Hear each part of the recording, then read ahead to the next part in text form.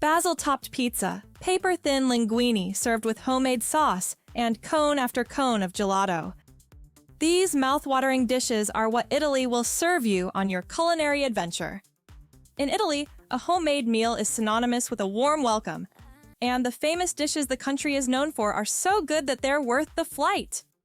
But what if I told you that you would need multiple lifetimes to sample all the best Italian food? And that's before you even consider dessert and drinks. So, to find out what to taste first and which dish to end your day with in Italy, hit that subscribe button and give us a like. Let's make your culinary adventure unforgettable. Just a fair warning before proceeding. There are carbs ahead. Starting from Margherita pizza at number 5, or, as the locals call it, pizza napoletana. Napoletana is kind of a tongue twister, but let me tell you, you'll feel bossy when you say it out loud here, surrounded by all the Italians. When it comes to pizza, you might think you've tasted the best, but until you've had a slice in Naples, you're only halfway there. This classic pie is made with a simple dough with toppings of tomato sauce, melting mozzarella cheese, fresh basil leaves, and a drizzle of extra virgin olive oil. What do you think? Are the green, white, and red ingredients on this pizza just a coincidence? No, you're basically eating the Italian flag. I mean, these toppings represent the colors of the Italian flag. But here's the beauty of Naples. Getting your hands on a Margherita pizza is as quick as breathing. These pizzas are cooked in blisteringly hot stone ovens for just over a minute, and that's all it takes, resulting in one of the best bites you'll ever have in your life. And trust me, you'll be thinking about it long after you've left. Now, if you ask, is Margherita pizza the only pizza Italy offers? The answer is a hefty no. Your plate has the option to be filled with Roman-style pizza also. It is indeed a completely different experience. It's got a paper-thin crust with a slight crunch. It's larger than a Margherita, but lighter, so you don't feel like you've eaten a brick of dough. So, which one should you try? Well, to be honest, you can't go wrong with either. Though the common rule of thumb is, when in Rome, do as the Romans do. That is, eat Roman-style pizza. When in Naples, naturally do as the Neapolitans do.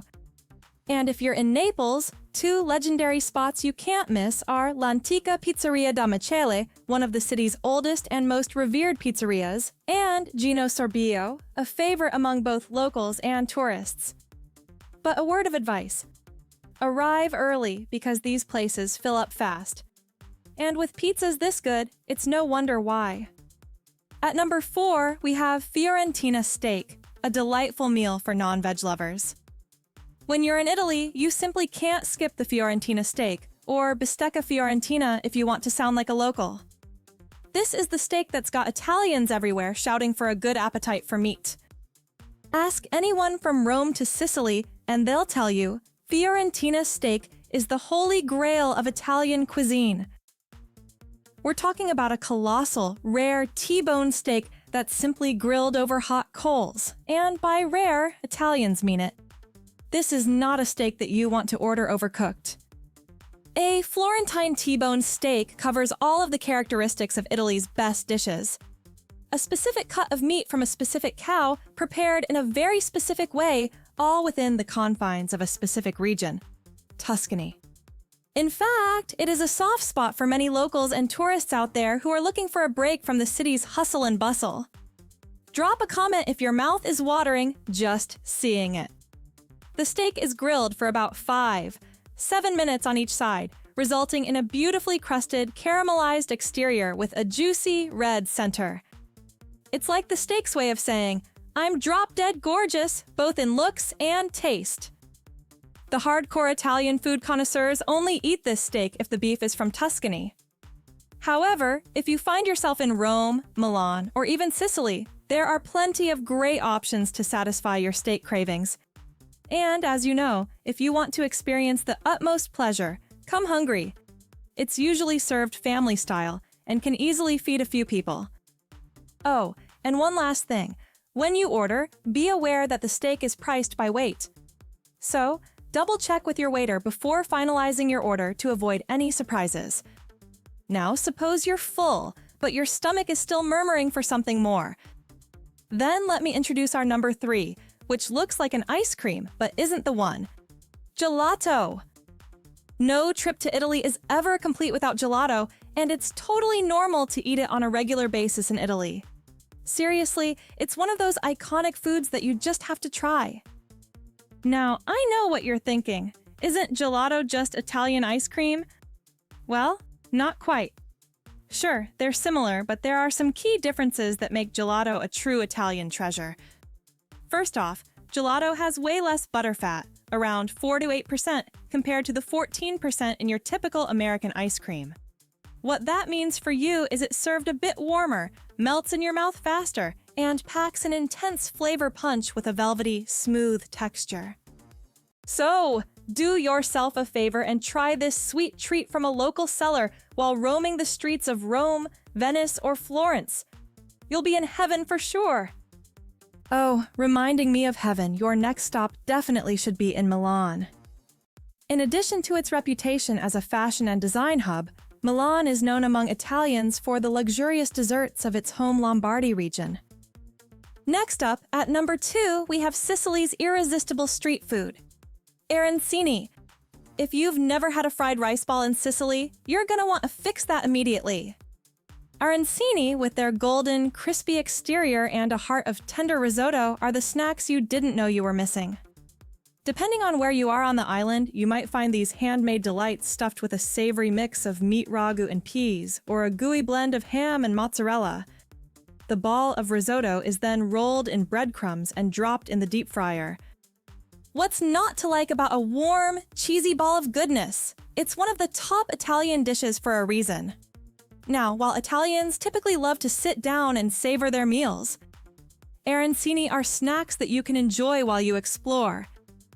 Sicily is a land of incredible street food, and by starting with this dish, congratulations! You're now behaving like a true Italian. Now, where can you score the best arancini in Italy? Check these spots. Da Cristina in Taormina, Sicily. This place is not fancy, but they get arancini just right. Plus, there's outdoor seating to enjoy your treat al fresco. I mean, in the open air. Second is Bar Vabris in Palermo, Sicily. Head here for top-notch arancini, and don't miss out on their delicious coffee, too. Both are over-the-moon combinations.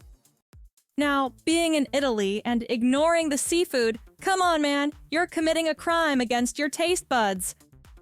With a coastline stretching all around the boot-shaped country, you can bet that the freshest fish is always at your fingertips. But if you're a seafood aficionado, Naples is where you need to be. So, let me introduce you to our number 1 Italian dish. Spaghetti alle vongole, spaghetti with clams. Seafood is another thing that Italians do very, very well. While all things seafood are worth trying in Napoli, thanks to its position on the Bay of Naples, one dish you can't pass up is spaghetti alle vongole. It's got spaghetti, fresh clams still in their shells, garlic, parsley, chili pepper, and sometimes a few cherry tomatoes for good measure. It's like the Mediterranean sunset in a bowl. Bright, briny, and absolutely irresistible. And yes, it pairs beautifully with a chilled glass of white Falangina wine. Now, if you're on the hunt for the best spaghetti alle vongole, here's where you need to go. Mimi alla Ferrovia in Naples, and Osteria alle Testiere in Venice. If you find yourself in Venice, make a beeline for this spot where only the finest fish dishes are served. Trust me, their spaghetti with clams is a game changer.